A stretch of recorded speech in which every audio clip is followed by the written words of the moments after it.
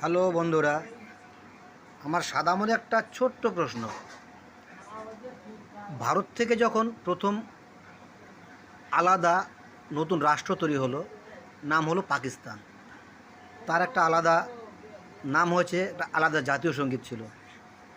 ৭১-এ পাকিস্তান থেকে আলাদা হলো, নতুন স্বাধীন রাষ্ট্র হলো, নাম হলো বাংলাদেশ। তারও একটা আলাদা জাতীয় সঙ্গীত ছিল। ২০২৪-এ হাসিনা সরকার থেকে বাংলাদেশটা আবার স্বাধীন হলো। তো এই নতুন স্বাধীন বাংলাদেশের নতুন প্রধানমন্ত্রী হচ্ছে, নতুন মন্ত্রিত্ব সভা করছে, নিশ্চয়ই নামটাও বদলে দেওয়া উচিত।